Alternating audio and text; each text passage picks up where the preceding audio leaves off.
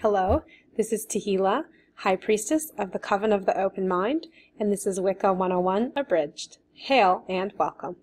Today we'll be talking about the elements and their associations and how to go about finding yours. Within Wicca, there are 5 elements. 4 are based on this plane of existence, and these are earth in the north, air in the east, fire in the south, and water in the west. In the southern hemisphere, fire and earth are sometimes often swapped, since the equator is either north or south, depending on where you are in the world. Some people also move air and water around depending on where they are located. This is less frequently done, but for instance, if someone is on the eastern coast of the US, they may swap air and water, since that water would then be in the east, and that makes more sense geographically. I don't do this. It happens, around the globe. It happens semi-frequently, though. Enough that you should feel comfortable doing it if you want. The last element that exists on both this plane of existence and the plane above this one is kind of the spirit, the bridge between the physical and the spirit world, representing the dichotomy between life and death. This element is called spirit. It's divided into spirit active and spirit passive. Spirit passive represents death energy, loss, waning, the dark moon, spirits, etc. Spirit active primarily focuses upon life energy, gain, waxing, the full moon, deity, and this is the one that Wicca mostly cares about. Some Wiccans also practice necromancy, which works with spirit passive, but most of the time that Wiccans are using the spirit element, they'd be using spirit active. Doesn't really matter too much. Spirit is not invoked nearly as much as the first 4, and I'll talk about why in a minute. So these are the 5 elements. They make up, each of them take up a single point in the 5-pointed star, the pentagram, and I'm actually going to show you a picture from my Book of Shadows. So hopefully this comes out. But here you see the pentagram is drawn like this for a reason. It's very primitive form of science, really. I don't have time in this short video to dig too deep into it, but essentially the point at the top is spirit, and that represents the bridge to the next plane of existence, the crown chakra. It's the part of life which survives, even in death. Then the next level down contains air and water, and one at each side, and these are both spiritual and attuning elements that are more transient than physical. They're tough to ground with, but easy to invoke to aid with magic and healing. One is masculine and one is feminine. Air is masculine, water is feminine, though this has nothing to do with gender, but rather the dichotomy between give and take and push and pull, or you could call it aggressiveness and receptivity. Masculine and feminine are more traditional, but obviously we know in today's world that sex and gender can be different, so it's a little misleading. But it's called polarity. It's not really gender at all. So notice that these elements, though, they're opposites. So when you summon one, you banish the other. So the summoning pentagram here would be, if I wanted to summon air, I draw across this way, and then down, and around. It's backwards for me. And then if I want to do air, I go the other way. So if I want to summon one, then I'm banishing the other, because they're opposites. The lowest level here then contains earth and fire. So maybe it'll help if I tip it this way.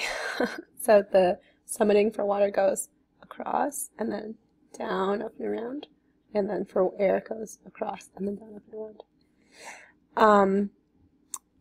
Earth and fire at the bottom, and you'll notice these are both grounding elements. They're more physical than transient.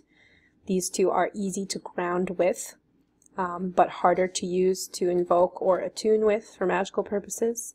Again, one is masculine, that's fire, and one is feminine, earth. These, however, are not opposites. Notice how summoning one does not banish the other. If I wanted to summon earth, I start at the top, come down this way and around. If I wanted to summon fire, I do the other direction. So these are actually the opposites of spirit. So spirit, there's a lot of different versions out there when it comes to summoning spirit. Some people start here and go this way up toward air, which doesn't make sense to me. So I do it where if I'm summoning spirit passive, I start at earth and go up. And if I'm summoning spirit active, I start at fire and go up. And there's a reason for this. So together, earth and fire are the opposite of spirit, right? So they represent our physical embodiment on this plane of existence. They're the forces of nature that represent our ability to literally exist. So if you want to summon one of these two, you have to also banish spirit, which is the opposite of our physical embodiment. It's the part of us that exists on higher planes, that persists even in death, even when our physical form fades and rots in the ground, our spiritual form lives on. And there's a reason why earth goes with spirit passive also. So we're connected to our ancestors through the earth. In fact, the only reason why we're able to have ancestors is because we inhabit the earth. We have to be born into a physical embodied life to have been alive, right? And then you die and then you have ancestors. And so we're connected to our ancestors. We only even perceive of our ancestors as being separate than us because they're not physically embodied right now. That's the illusion. So earth represents spirit passive and is intimately connected with both life and death. And that's the source of why we bury people in the ground and then mark their grave with a stone or a tree or plants of some kind to represent that cycle between life and death that is only made possible because of the earth we inhabit. Then, of course, we're connected to magic and our very lives through the fiery essence at the core of our being. You know, the flame of the soul is a common thing that people use in metaphors. The soul is the flame of the soul's desire, that sort of thing. So that's why fire aligns with, is the opposite of spirit, active, basically. That's how they relate. So for more reading on the source of these summoning pentagrams, there's a really great article that I'll put in the YouTube description for this video. It talks about like the origin and how Raven Grimassi did it versus how Buckland came along and did it, and how it kind of evolved through the ages. There's a lot of different ways of doing it. So the elements have all sorts of associations, of course. When we say associations, that means like herbs and crystals and metals and foods that remind people of each of these different elements. So I have this written down. Look at how much there is. Like, it's just like scribbles in my book of shadows. And I have the, this is all backwards, so it's hard for me to get it in the camera. But I have like the banishing and summoning pentagrams too. So like here's the spirit ones that I was just talking about that you might see, that I wrote down just so that I would know what other people did, even though I do it differently. I just use this chart pretty much to know how to summon and banish. So I wanted to just read these associations. I hope that you'll just listen to this a couple times, write it down in your book of shadows, and then don't remember them, because it's like, why would you ever remember this stuff when you can just look it up? But I'll just read it to you so that you can copy it down. So waters in the west represents emotions, absorption, healing, and purification.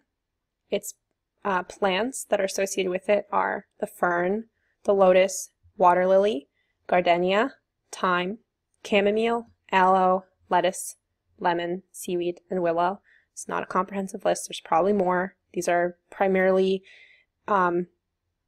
Western as well, so I have to do some research into the Eastern correspondences now that we have some people from the East in our coven. I don't know anything about it, so it's going to be exciting to look into that. But the metals for water are mercury and silver, and the crystals are pretty much anything blue.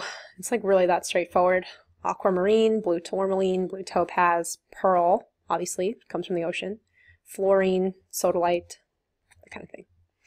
Then we have earth. Earth aligns with the north or the south, depending where you are.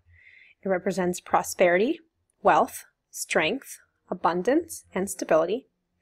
It aligns with patchouli, grains, nuts, cedar, cypress, oak, ivy, honeysuckle, magnolia, and sage. The crystals are emerald, onyx, salt, ruby. I know salt is a weird one, right? But it is a crystal, actually.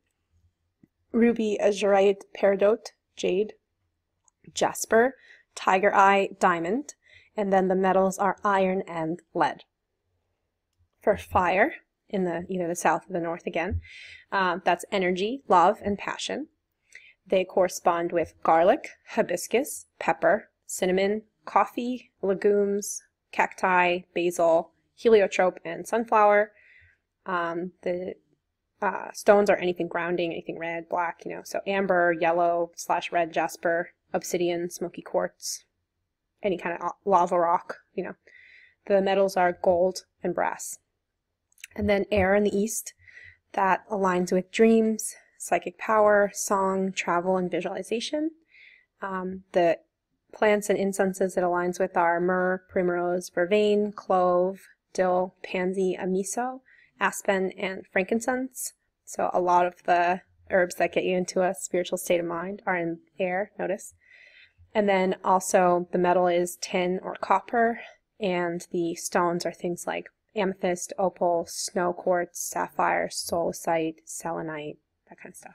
Both selenite and solasite are also kind of spirit-oriented, and I use them for my crown chakra. Anything yellow, because that's the color that they give to air. So those are the associations. I know that's like a little boring. I hope you guys just write those down and then forget about them like I do. They're only relevant if you're using them for spell work. So the elements also correspond to the 4 fundamental forces of nature, which I go into in the Wicca and Witchcraft 101 series, I believe in lecture 4. It's kind of a lot to get into now, but basically the elements were a primitive form of science. They explain the nature of how things can interact in a metaphorical way, since the language of math is needed to truly characterize the physical world more precisely. So what are the elements literally? The forces which make up our physical world. That's what they are. And these forces have consciousness, not like ours, but an awareness, entirely different than ours, but awareness nonetheless. We know this because if you check out the Kabbalah video from our new series on Intro to Magical Disciplines, we're all one on some fundamental level. And since we have consciousness as embodied beings, therefore there must be consciousness of some kind on every plane of existence. As above, so below, and as below, so above. The consciousness of the elements is called the Fae. Now, the elements are actually on our plane of existence. They make up the physical plane of existence, but they also bridge the gap between ours and the spirit world, so they exist outside of time. So that's the difference between our realm and the realm of the elements, the realm of the Fae.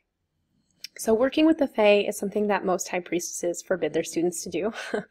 I think it's important to clarify what it means to work with the Fae and what is in fact forbidden for most people. I don't forbid people from doing it, but I will tell you the risks. So it's your choice, obviously. I'm not that kind of high priestess.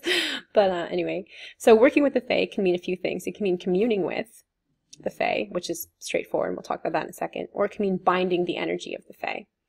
It's a form of evocation if you bind the energy of the Fae, and that means that you are working with generated energy, in this case, energy generated from the forces of nature themselves. Energy in this form is incredibly powerful, but it's also dangerous. Because the Fae have consciousness, they have preferences too.